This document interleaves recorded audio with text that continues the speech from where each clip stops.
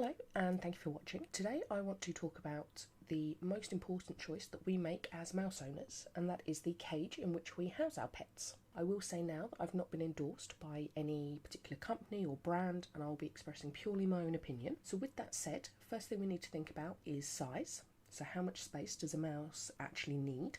And how does this transfer to the size of the cage that we therefore need to buy them? So I will say now that I am based in the UK, and because of that I will be using centimetres, but obviously this can be translated into inches if that's your preferred measurement. When we work out floor space, we take an area's length and its width and we times these together. So for example, a 30 centimetre long cage that is 15 centimetres deep would have a floor space of 30 centimetres by 15 centimetres. So that would equal 450 square centimetres. Best way to determine what is needed as a minimum is to consider what the law states in your area. Again, as I'm based in the UK, I'll be discussing UK specific laws, so do try and confirm that the law in your area is either the same minimum or a lower minimum. The local guidance in my area has two standards, the minimum standard and the higher tier. If we consider the minimum first, here we are advised that a cage needs to have a minimum height of 25 centimetres and a minimum depth of 25 centimetres. The cage floor space is dictated by the number of mice. So for a single mouse up to a group of 4, the recommended is 680 square centimetres. If we take that 25 centimetre depth, that would mean we would need a length of 27.5 centimetres and a height of 25. If we then consider the higher standard, this increases to 750 square centimetres, again for a single mouse or a group of 4, and it has the same height and depth minimum, which would mean we'd now be looking at a cage of 25 centimetres by 30 with a height of 25. This is the standard that I would consider acceptable, however it doesn't mean that you can't go larger. So how does this help us when we're considering what cages to buy? There are a few considerations, and one of those is the type of cage that you want.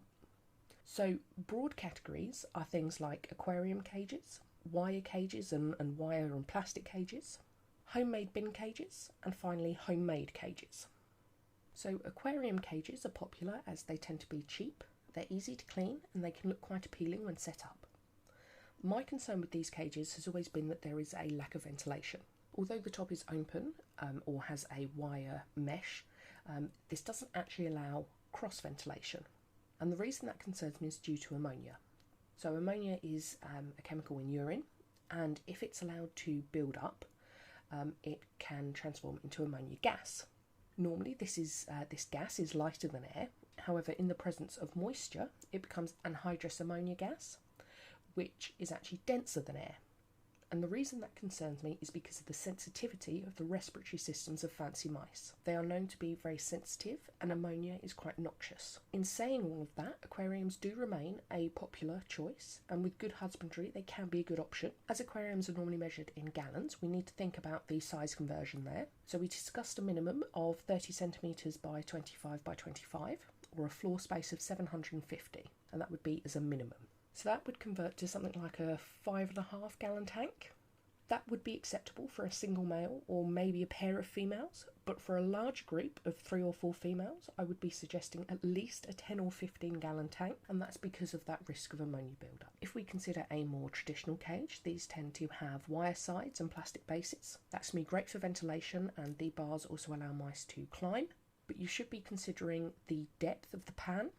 So mice need a decent layer of bedding, for example sawdust or hemp bedding or paper bedding, anything like that, and that's to serve two purposes. One is to absorb any waste, but the other is to also meet the natural need of mice to dig and forage. So that means when we're looking at pan depth, we need a pan that is at least 8 centimetres, and that's going to allow about 5 centimetres of bedding with a small sort of leeway to stop any bedding falling out. Again, that would be with our minimum size of 30 by 25 by 25. Obviously taller cages are an option, and they can be great because you can add shelves and toys that hang from the roof and things like that, but you should never be getting a taller cage at the expense of floor space, as ledges do not count towards that floor space minimum.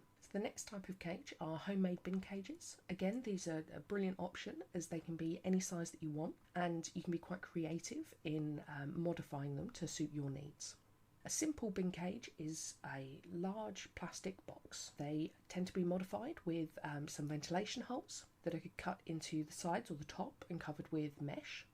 Again, your important considerations are going to be ventilation, but also the size of the box. So you're going to need to make sure that whatever you decide to convert is that minimum of 30 by 25 by 25 for a single male or a pair of females. In a bin cage, I wouldn't be looking at going for any more than that in our minimum, again because of the need for good ventilation.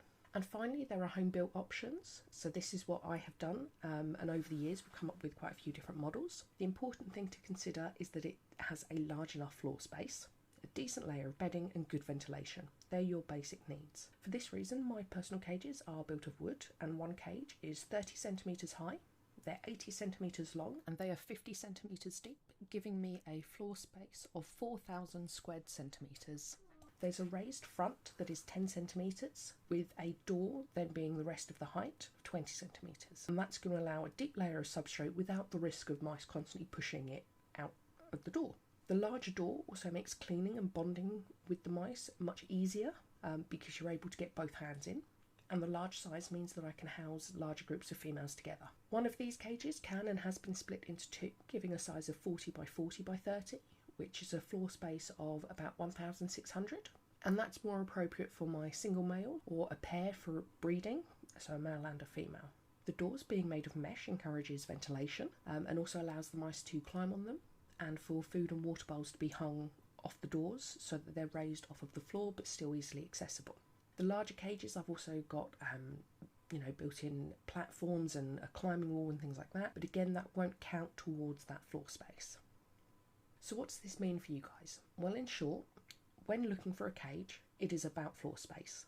I think minimums are often too small, so my recommendation for an absolute minimum, or the smallest space for a group, is a group of 1 to 3 mice. You want a floor space of 1,000 square centimetres.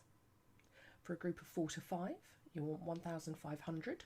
For a group of 6 or 7, you want about 2,000, and 8 or 9, you want 2,500 square centimetres.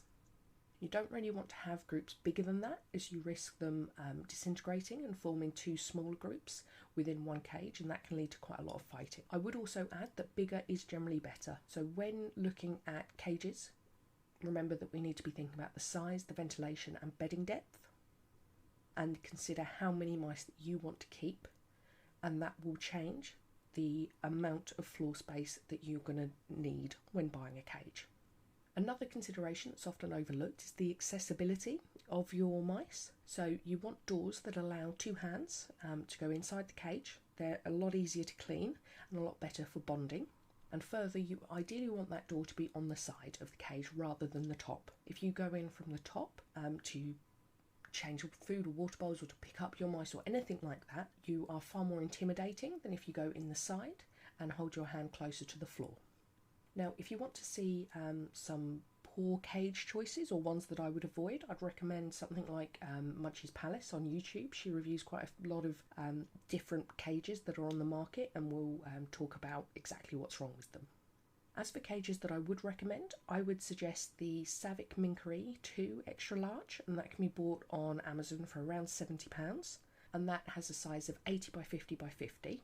So a floor plan of 4,000 square centimetres. It has large side opening doors and a deep pan depth. Another option is the Rosewood Pico Hamster Home. That's going to be under £25 generally and has a floor space of 1,750. So it'd be perfect for a small group of 1 or 2 females or a single male. As would something like the Zulux Rhodey with a floor plan of 1,080 if you only take the bottom half, or 2,000 when you consider that there are 2 complete levels. Again, that's going to be online from Amazon or Pets at Home, those sort of places, for around £40. Just a quick note on cages that do come with any accessories. Be cautious of the wheels that they come with, as they're often too small. And be cautious of looking at rabbit or ferret cages, as although the actual size of the cage is great, the spaces between the bars can be too large, and that's going to allow your mice to push through and escape. I hope you found this helpful and informative, and subscribe. Thank you. Anhydrous. males or a pair of or a pair of oh my word,